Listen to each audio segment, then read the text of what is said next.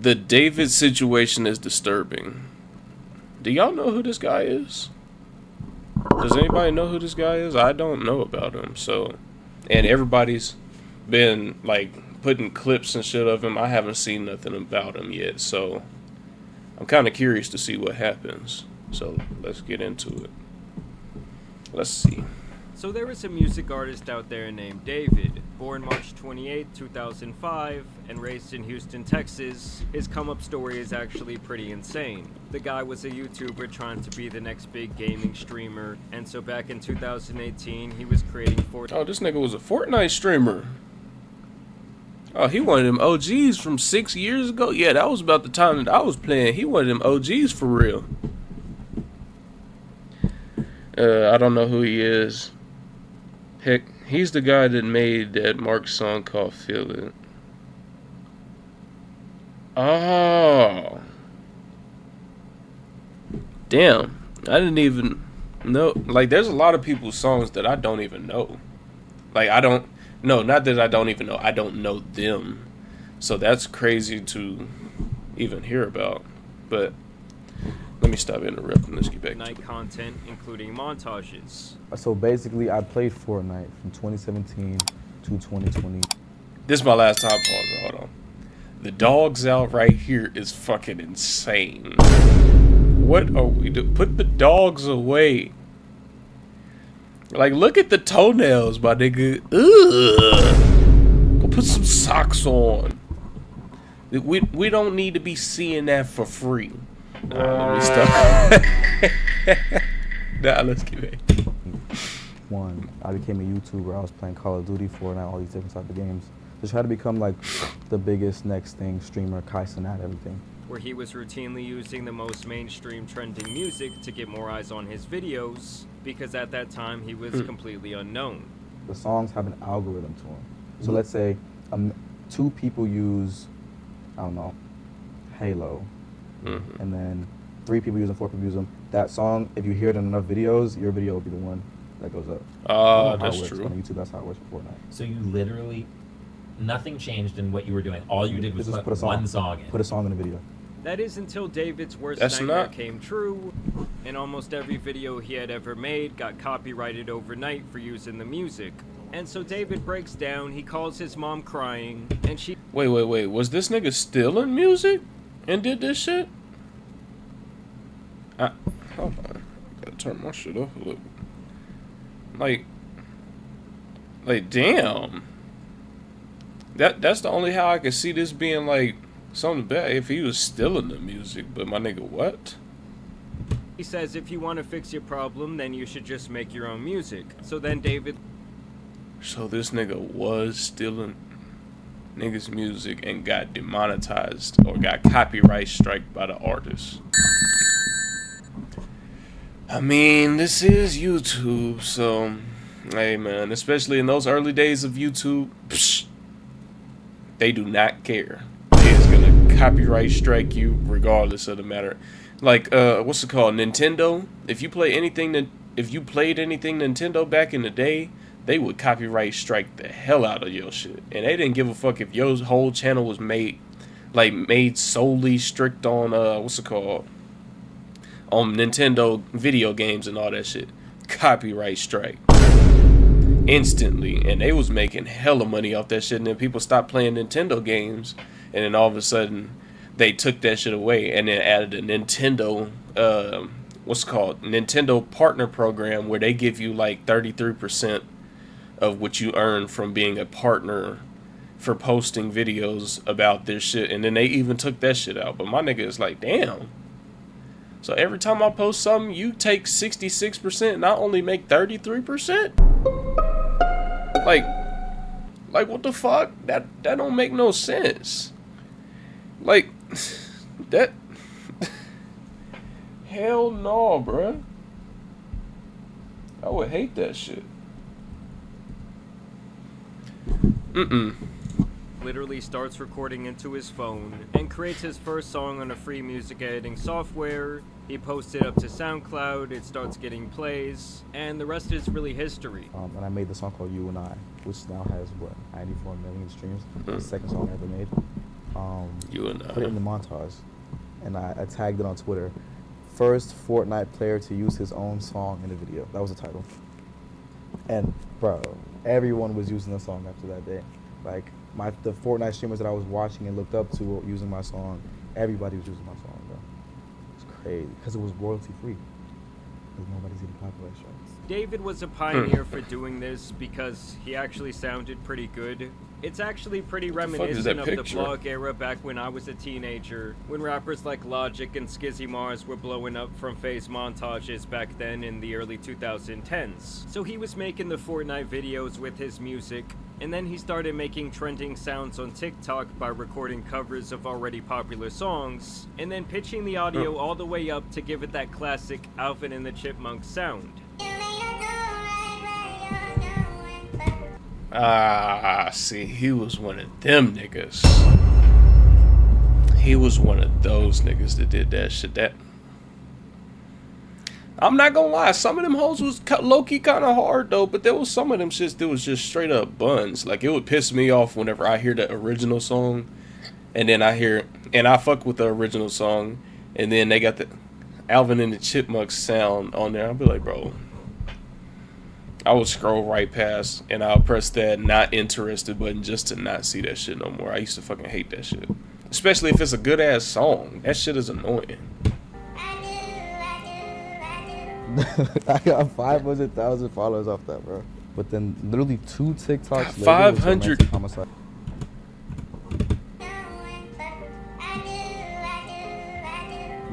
I got 500,000 followers off that. This nigga got 500,000 followers off that shit. Yo, chat, I think we know the new method now. Hey, hold on. Y'all better start doing it. Hey, take notes. This nigga said he got 500K off of just doing that. That one post. I think that might be the method now. Y'all heard the method. We about to test this out. Nah, I can't do it. I wouldn't be able to do it. I'm not gonna lie. That, bro. But then literally 2 TikToks later was the romantic homicide one, which has like 16 million views. Wait, what? Everybody, 16 mom was million? commenting on this one, bro. Wait, Like, so you made this one as Alvin still? dude, yeah. Here. Still, same thing. Everything is crazy. He actually credits making those covers as the place where he honed his sound. So the reason why you developed your style was just because you were pretending to be Alvin the Chipmunk. Dude, yeah. That's insane. And from here, David would explode onto the scene in 2022 with his actual music, ironically with his most popular song called Romantic Homicide. Understand that his music was especially trending on TikTok, which at the time was the platform producing smash hits from all kinds of unknown artists. To most people, they go into a studio, they have a professional microphone, they have like a mixing board, there's a person who makes the beat, there's a whole thing. He does everything in his cell phone. I mean, understand that David's rise was a matter of goodness, months, why would we take a picture like... What is these pictures? This is off topic, but why the hell is he taking pictures like this? Like, this look like almost on that demonic shit. What the fuck? Like, look at this last... Like, damn. Nigga staring into my soul right here. What the fuck? David's rise was a matter of months, going from completely unknown to a massive internet musician. I mean, I would say that he showed off around as much internet prowess as someone like Lil Nas X, who also really utilized social media kinda in a different way for his blow-up. It hit 78 on Billboard a week and a half later. And so the guy was getting billions of views and plays across the internet. His debut album, Withered, was released earlier this year. It sold 30,000 units and reached number 13 on the Billboard Hot 200. And overall, he was really on the brink of becoming a more mainstream artist, not just popular on the internet. He would even go on tour last year, opening up for SZA, and the guy was currently headlining his own tour. He went on tour with SZA? Like, this nigga living a dream.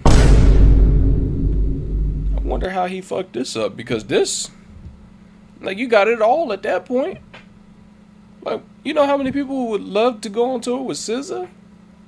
Like, be able to meet her face to face, that type shit, and you was one of the people that actually was able to, versus just being like in a concert and she being on the stage type shit. Nah, it was one-on-one interaction. Nigga, come on, Many bro. arena, you know what I'm saying? We got multiple levels. We done upgraded, you feel me? Last time I was here was with SZA. Now we headlining it. Let's go crazy and go stupid and go dumb. You feel me? Yeah.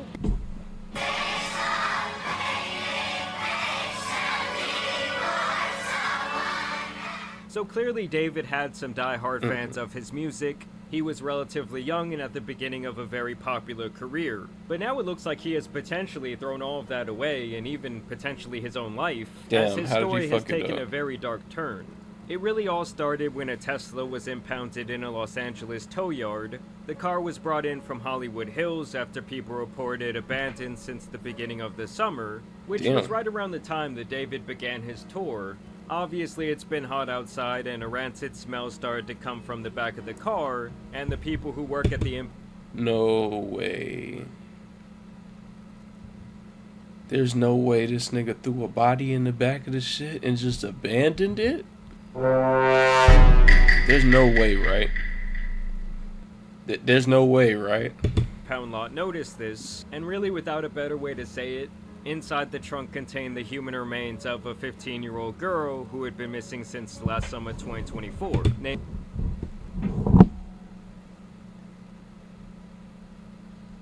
Damn. My condolences to the family, but damn. See, bro, that's not the time to be saying that, bro. Come on, bro. Come on, bro. We can't be saying that, bro. Celeste Rivas. Understand that she had already run RIP. away from home multiple times, but this was the occasion where she was not seen again and her family wanted answers. And this is where David comes into the picture, as the Tesla was registered under his name. Using human remains wrapped in a bag that we now know belonged to Rivas. Eyewitness News has learned she was found wearing a tube top, black leggings, a yellow metal bracelet, and metal stud earrings. She also had a tattoo on her right index finger that said, "Shh." Now listen to what they said there about the tattoo, Damn. because it's actually really important. She also had a tattoo on her right index finger that said, "Shh." I want you to take a wild guess who else has a matching tattoo on his hand. That's right, that man David. They both reportedly have the very same tattoo that just reads, "Shh." And apparently that's how they were able to identify her, was through this tattoo. Like I said, her body was Damn. dismembered. And just listen to what her mother, who did publicly release her identity, had to say. You know, her daughter had been missing all of this time. She told us I was about to say, that looked like a she dad. was aware that there was a boyfriend named David. And that her daughter had a tattoo with the letters "shh" on her right index finger.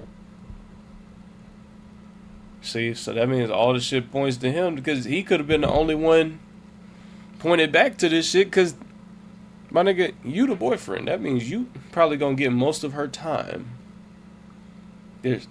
Damn. That's fucked up. Like, completely fucked up. And then just left her in the trunk dismembered and shit. Like, did she not want to be with you and you just ended up doing this shit? Like, it don't matter if she didn't want to be with you, nigga, that's still wrong.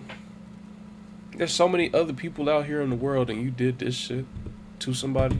That the color of the ink of that tattoo was red, which was something that police had not released to the public. So obviously this looks like a really bad situation for David right now, as it allegedly appears that he might have been having a relationship with someone underage, and then potentially he ended her life and stuffed her in the back of his car, leaving her there to rot. So what inspired the hook, "In the Back of My Mind You Died," is kind of like the storytelling aspect of the lyrics that came before it, in a way that it builds up to the big moment where she died in the back of my mind. Like, I didn't kill her physically, but in the back of my mind, she died.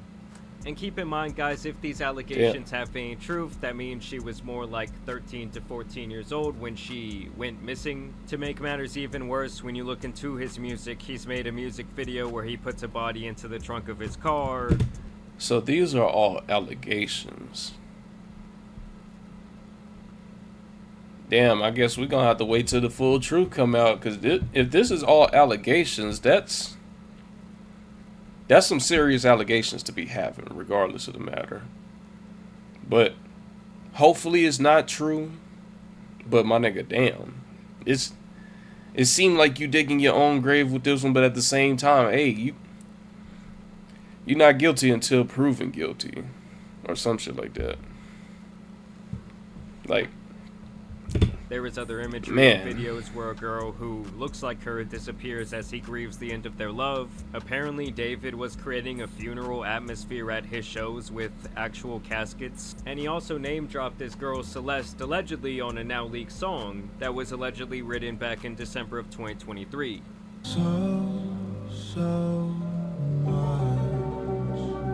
Now, when the car was initially discovered and linked to him and they found the body in the trunk, this guy just kept on touring like nothing happened. But more recently, it has been reported that he is working with the police and in turn has had to cancel several of his tour dates. As last we heard, he was cooperating. LAPD is not naming him a suspect at this point or a person of interest. We're waiting to hear more from them. I mean, how this guy could not be a person of interest, I do not know. Like, if there had to be at least one person of interest in this situation, it would be him. Some people are even speculating that the two showed up on an IRL stream. Yeah, but at the same time, it's like, if this is just allegations, though, and there's no real proof behind it, I mean, he can be a person of interest because he was technically the boyfriend and shit like that. Or I would imagine, since they both got the matching tattoos and the parents said that they was dating and shit like that, right? Or the last person she was around. So, yeah. But at the same time, they got no basic proof that he did anything. That's the only reason I can see him not being a point of interest. But like they're saying, it's still just allegations currently. Together, but that is yet to be confirmed. I've seen alleged messages from her brother. People are claiming that she was in the back of a picture that David took on Discord in 2023. Others are claiming there are pictures of him paying people off who might have information. But of course, at this time, this is all merely speculation. It's also important to note that there will be a lot of people online trying to piece together the information that are not going to be getting things 100% right. So you should take everything with a grain of salt, but I will say right now it's not looking good for this guy at all. Also, if you look at footage from his shows, most of his fans do appear to be younger teenagers. No! That's the dude from Fortnite, bro! And honestly, if the guy did do it, I just don't understand how he could be so dumb to just allegedly leave this car out there for months. Like, even if we assume there is foul play from some sort of outside party here, how could you just not care about your car? I don't know, the situation is one of the weirder ones we've probably ever seen. I'm sure we will get a lot of answers here in the coming days. I don't know if this is just police protocol to not make him a person of interest, but I also find that kind of strange. Maybe one of you can explain that to us down below in the comments, but I will continue to keep you updated on the situation. Y'all let me know what you guys think down below in the comments, but I do want to... This is a W video by Jamari, of course. But, hey, as far as we know as of right now, this is all allegations. So make sure to take this with a grain of salt. This full story still hasn't fully came out yet. Like he was just saying, everybody's going to have their own speculations. But until it fully comes out, take it with a grain of salt. And then we can see where it goes from there. But y'all let me know what y'all think in the comments. Make sure to like, comment, subscribe, and join the Discord and stop by the stream sometimes. And make sure to sub to Jamari too. I'm going to leave his video in the description. And